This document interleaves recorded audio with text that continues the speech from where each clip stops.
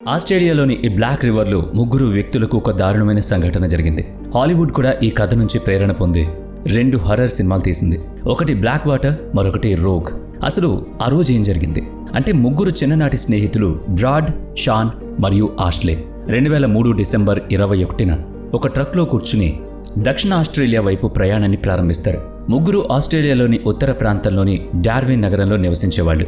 ఈ వ్యక్తులు Darwin city నుంచి 80 కిలోమీటర్ల రేసింగ్ పెట్టుకుందామని, అది సరదాగా మరియు సాహసంగా ఉంటుందని ఒక ప్లాన్ వేసుకున్నారు. ఈ వ్యక్తులు తమ కార్డ్ బైక్ను తమ ట్రక్కులు అటాచ్ చేసి ఆపై డార్విన్ సిటీ నుంచి దక్షిణ వైపు ప్రయాణం మొదలుపెట్టారు.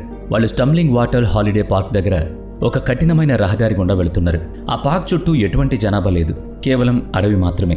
వీళ్ళు ఈ అడవి గుండా ఫిన్నిష్ నదికి చాలా దగ్గరగా చేరుకున్నారు.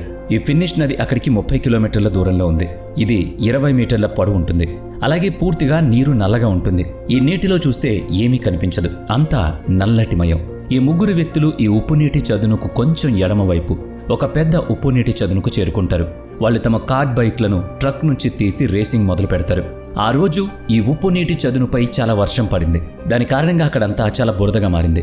అందుకే వెళుతున్నప్పుడు వాళ్ళు ఒకరిపై ఒకరు బురద చల్లుకున్నారు. కొన్ని గంటలు ఆనందించిన తర్వాత ఈ వ్యక్తుల పని ముగిసింది. వాళ్ళు తమ కార్డ్ బైక్లను తిరిగి ట్రక్లో లోడ్ చేస్తారు. ఇక పూర్తిగా వెనక్కి వెళ్లడానికి సిద్ధంగా ఉన్నప్పుడు వారి స్నేహితుల్లో ఒకరు నీటిలో మునిగి ఈ బట్టల నుంచి బురద క్లీన్ చేసుకుంటారు. ఏమైనప్పటికీ ఈత కొట్టడానికి అనుమతించని నీటిలో ఖచ్చితంగా ఏదో జంతువు మిమ్మల్ని చంపేస్తోందని అక్కడ ప్రజలు నమ్మారు. ఇది ఈత కొట్టే ప్రదేశం కాదు, కానీ ఇక్కడ కూడా గమనించాల్సిన విషయం ఏంటి అంటే, ఈ ముగ్గురు స్నేహితులు ఎలాంటి ప్రాంతాల్లో పెరిగారంటే, దీనికి ముందు కూడా వాళ్ళు ఈ ఫిన్నిష్ నదిలో చాలాసార్లు దూకారు. వారికి ఏం జరగలేదు. కాబట్టి ఫిన్నిష్ నదిలోకి దూకడం ప్రమాదకరం అనే ఆలోచన వాళ్ళ మనసులో లేనేలేదు. ఏమైనప్పటికీ ఈ వ్యక్తులు నదికి దగ్గరగా వెళ్లడం ప్రారంభించారు. వాళ్ళు ఇంకా ఈ నది దగ్గరకు చేరుకోలేదు. దాని నీరు వారి పాదాలపై ఉన్నట్టు అనిపించడం మొదలైంది. వాస్తవానికి ఈ సంఘటనకి 2 రోజుల క్రితం ఈ ప్రాంతంలో చాలా వర్షం పడింది. దీని కారణంగా ఈ నది పొంగి ప్రవహించడం ప్రారంభించింది. అంటే అది దాని సహజ సరిహద్దు కంటే ఎక్కువగా పొంగి ప్రవహించింది. మనం భూమి అంచున నిలబడి తదుపరి అడుగు ముందుకు వేయకపోతే మనం 20 అడుగుల నీటిలో నేరుగా ఉంటాం. నది ఒడ్డున ఈ మాంగ్రో చెట్లు ఉంటాయి. అనేక కొమ్మలు వాటి మూలాల నుంచి బయటకొచ్చాయి. బయట ఈ ముగ్గురు స్నేహితులు ఓ అంచుకు చేరుకుని ఈ మాంగ్రో చెట్ల కొమ్మలను పట్టుకున్నారు. వాళ్ళు నీటిలో మునిగి తమను తాము శుభ్రం చేసుకోవడం మొదలుపెట్టారు. చాలా జాగ్రత్తగా తమను తాము శుభ్రం చేసుకుంటున్నారు. పడిపోకుండా ఈ కొమ్మలను బలంగా పట్టుకున్నారు. కానీ వాస్తవానికి వర్షం కారణంగా దాని ప్రవాహం ఉధృతి పెరిగింది. ముగ్గురు బురదను శుభ్రం చేసి వెళ్లబోతుండగా బ్రాడ్ చెయ్యి జారి నేరుగా నీటిలో పడ్డాడు. బలమైన ప్రవాహాల కారణంగా అతను తన స్నేహితుల నుంచి దూరంగా విడిపోయాడు. సహాయం కోసం అతను అష్లీ మరియు షాన్లను పిలిచాడు. వాళ్ళిద్దరూ వెనక్కి తిరిగి చూసేసరికి బ్రాడ్ నీటిలో తేలుతున్నాడు. ఇక ఇద్దరు కూడా అతన్ని రక్షించడానికి నీటిలోకి దూకారు. ముగ్గురు చాలా మంచి ఈతగాళ్లు. వారికి ఎటువంటి భయాందోళన పరిస్థితులు లేవు. వారి మనస్సులో వాళ్ళు నీటిలో పడిపోయినా పర్వాలేదు, కానీ అతన్ని కాపాడాలనుకున్నారు. ముగ్గురు నీటి ప్రవాహంతో తేలుతున్నారు. అదే సమయంలో వాళ్ళు పట్టుకుని బయటకు రాగల గట్టి చెట్టు కొమ్మ కోసం వెతకడం ప్రారంభించారు. ఇప్పుడు ఈ సమయంలో ముగ్గురికి నీటిలో కొంచెం అసౌకర్యంగా అనిపించడం మొదలైంది. కానీ వాళ్ళు నది నుంచి బయటకు వస్తారని నమ్మకంగా ఉన్నారు. షాన్ ముందు, ఆష్లే మధ్యలో, బ్రాడ్ వెనక ఉన్నారు. ముగ్గురు ఒకరినొకరు కొంచెం దూరంలో ఉన్నారు. అప్పుడు అకస్మాత్తుగా ఆష్లే అరుస్తూ, నీటిలో ఏదో ఉంది, త్వరగా బయటకు రండి అని అన్నాడు. షాన్ అకస్మాత్తుగా భయపడి వెనక్కి తిరిగి చూడకుండా పిచ్చివాళ్ల ఈదుకుంటూ నది మధ్యలో ఉన్న ఒక చెట్టును చేరుకున్నాడు. వెంటనే నీటికి 6 నుంచి 7 అంగుళాల ఎత్తులో ఉన్న చెట్టుపైకి ఎక్కాడు. ఆ చెట్టుపైకి ఎక్కగానే ఆష్లే అటుగా వెళుతుండగా తన్ని పట్టుకుని చెట్టుపైకి ఎక్కించాడు. వాళ్ళు సహాయం కోసం అరుస్తారు, కానీ బ్రాడ్ జాడ కనిపించలేదు. అకస్మాత్తుగా ఆ వస్తువు బయటకొచ్చింది. బ్రాడ్ పసుపు రంగు జాకెట్ ధరించున్నాడు. బ్రాడ్ 13 అంగుళాల పొడవైన ఉప్పు నీటి మొసలి నోటిలో ఉన్నాడు. అతను కదలడం లేదు. షాన్ మరియు అష్లే దీన్ని చూసి షాక్ తిన్నారు. ఇద్దరూ తమ స్నేహితుడిని నోటిలో పట్టుకున్న ఆ మొసలిని చూస్తూ ఉండిపోయారు. కేవలం చూస్తూ ఉండడం తప్ప ఏం చేయలేకపోయారు వాళ్ళు. 5 నిమిషాల పాటు వాళ్ళిద్దరూ మొసలి వైపు చూస్తూ ఇప్పుడేం చెయ్యాలి అని ఆలోచిస్తూ ఉన్నారు. ఆ మొసలి కూడా వారు నీటిలోకి వస్తే వాళ్ళ స్నేహితులకు జరిగినట్లే వాళ్లకు జరుగుతుందనుకున్నారు. తర్వాత ఆ మొసలి నెమ్మదిగా నీటి నుంచి బ్రాడ్తో పాటు అదృశ్యమైంది. ఆష్లే మరియు షాన్లు చాలా భయపడ్డారు. వాళ్ళు తమ స్నేహితుడి మరణం గురించి కూడా ఆలోచించలేకపోయారు. ఇద్దరూ కూడా ఎలా బ్రతకాలని ఆలోచిస్తున్నారు. నీటి నుంచి 10 నుంచి 15 అడుగుల ఎత్తులో ఉన్న 2 వేర్వేరు కొమ్మలపై ఉన్నారు. ఇప్పుడు ఇద్దరూ ఒకరినొకరు ఓదార్చుకోవడం ప్రారంభించారు. మనం గనక ఇంటికి చేరుకోకపోతే మన కుటుంబానికి ఒక శోధనే మిగులుతుంది. వారిని రక్షించడానికి చాలా రోజులు కూడా పట్టొచ్చని భావించారు. నెమ్మదిగా వాళ్ళు వాస్తవికతను చూడడం మొదలుపెట్టారు. ప్రస్తుతానికి ఈ వ్యక్తులు ఈ చెట్టుపై సురక్షితంగా ఉన్నారు. కానీ ఈ సాహసం ఎంతకాలం ఉంటుంది? ఒకవేళ వాళ్ళు నిద్రపోతే, చెట్టు నుంచి కింద పడి జారిపోతే మొసలి నోట్లో పడతారు. తర్వాత ఏం జరుగుతుందో మనందరికీ తెలుసు. ఇంతలో వాళ్ళు మళ్లీ నల్లటి నీటిలోకి చూస్తారు. 13 అడుగుల పొడవున్న ఉప్పు నీటి మొసలి తిరిగొచ్చింది. ఇప్పుడు దాని నోట్లో ఎటువంటి ప్రాణి లేదు. ఉప్పు నీటి మొసలి అనేది ప్రపంచంలోనే అత్యంత ప్రమాదకరమైంది. అవకాశం దొరికితే మానవులను చురుగ్గా వేటాడే 2 జాతుల మొసళ్ళు ఇది ఒకటి. షాన్ మరియు ఆష్లే నేరుగా మొసలి వైపు చూస్తున్నారు. అది కూడా వాళ్ళని అదే పనిగా చూస్తుంది.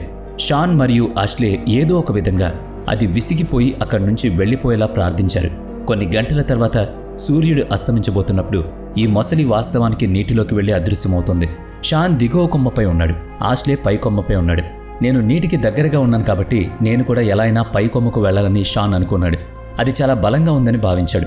అతను తన బరువంతా దానిపై వేసి పైకెక్కడానికి ప్రయత్నించాడు. ఆ కొమ్మ విరిగిపోయింది. షాన్ నీటిలో పడి 10 అడుగుల లోతుకు వెళ్ళాడు. వెంటనే అతను పిచ్చివాళ్ల ఉపరితలం వైపు ఈదాడు. అతని మనసులో ఉన్న ఏకైక విషయం ఎలాగైనా బయటపడాలి. అతన్ని మొసలి తినేస్తుందేమోని భయపడ్డాడు. కానీ అతను ఉపరితలానికి చేరుకున్న వెంటనే నీటి ప్రవాహం కారణంగా అతను చెట్టు నుంచి దూరంగా వెళ్ళిపోయాడు. కానీ ఆ చెట్టును తిరిగి చేరుకోవడానికి అతను తన శాయశక్తులా ప్రయత్నిస్తాడు. నీటిలో తాను ఎంత వేగంగా కదులుతున్నాడు, మొసలిని తన వైపుకు అంతా ఆకర్షిస్తున్నాడని తెలుసు. తన శక్తినంతా ఉపయోగించి అతను ఏదో విధంగా చెట్టు దిగువ కొమ్మను పట్టుకున్నాడు. కానీ అతని శరీరం ఇంకా నీటిలోనే ఉంది. ఆష్లీ అతడికి సహాయం చేసి అతన్ని పై కొమ్మను కూర్చోబెడతాడు. అప్పుడు వాళ్ళిద్దరూ షాన్ పడిపోయిన ప్రదేశంలోని నీటిలోకి చూస్తారు. మొసలి అక్కడ తిరుగుతోంది. సూర్యుడు అస్తమించే సమయానికి షాన్ నీళ్లలోంచి బయటకొచ్చాడు. చుట్టూ పూర్తిగా చీకటిగా మారింది. ఆ ప్రాంతంలో ఎలాంటి వెలుతురు లేదు. నీటిలో కనిపించడం పక్కన పెడితే ఇద్దరు కలిసి కూర్చున్నప్పటికీ ఒకరి ముఖం ఒకరు చూడలేకపోయారు. అలాగే నీటిలో ఉన్న మొసలిని కూడా చూడలేకపోయారు. కానీ అది కొన్నిసార్లు నీటిలో కదులుతున్న శబ్దం అయితే వినిపిస్తుంది. నిద్రపోతున్నప్పుడు ఎవరూ నీటిలో పడిపోకుండా, మొసలి చేత చనిపోకుండా ఇద్దరూ ఒకరినొకరు గట్టిగా పట్టుకున్నారు. వాళ్ళిద్దరూ ఎన్నో గంటల వరకు అలాగే ఉన్నారు. అర్ధరాత్రి ఈ ప్రాంతంలో తుఫాన్ వస్తుంది. భారీ వర్షం కారణంగా నీటిలో మొసలి శబ్దం వినపడదు. కాబట్టి మొసలి కింద ఉందో లేదో కూడా తెలియదు. కానీ మెరుపులు వచ్చినప్పుడల్లా వాళ్ళు ఆ కాంతితో నీటిలో చూశారు. అప్పుడు వాళ్ళకి మొసలి స్పష్టంగా కనిపించింది. చాలా గంటల పాటు వర్షం పడుతోంది. వాళ్ళు వర్షం వల్ల ఎంతో ఆందోళన చెందారు. కాలువలోని నీటి మట్టం అంతగా పెరగకూడదని, మొసలి దూకి చెట్టు నుంచి వాళ్లను కిందకు లాక్కూడదని భావించారు. ఆ రాత్రి వాళ్లకు కాలరాత్రి. ఒకవైపు నుంచి వరద కారణంగా నీటి మట్టం చాలా పెరిగిందని కూడా గమనించారు. ఇంకా వారిని వీలైనంత త్వరగా రక్షించకపోతే మళ్లీ వర్షం వస్తుంది. ఈ వర్షాలు మొసలి పరిధిని పెంచుతాయి. అంటే ఆ వాటర్ ఫ్లో పెరగడం వల్ల నదిలో నీరు పెరిగితే ఆ నీరు చెట్టు కొమ్మల వరకు చేరుతుంది. ఇది ప్రమాదమే కదా. కానీ అదృష్టవశాత్తు ఉదయం 10 గంటలకు ఒక పోలీస్ అధికారి వాళ్ళని వెతకడానికి వచ్చి వాళ్ళ కుటుంబాలు దగ్గరలోని పోలీసులకు వాళ్ళు తప్పిపోయినట్లు ఫిర్యాదు చేశారని చెప్తాడు. వాళ్ళిద్దరూ చెట్టు మీద కూర్చుని ఉండడం పోలీసులు చూశారు. అప్పుడు వాళ్ళు హెలికాప్టర్ సహాయంతో వాళ్ళని కాపాడడానికి ప్రయత్నించారు. వాళ్ళకి తాడు నుంచి అక్కడి నుంచి ఎస్కేప్ చేసేలా ప్రయత్నించారు.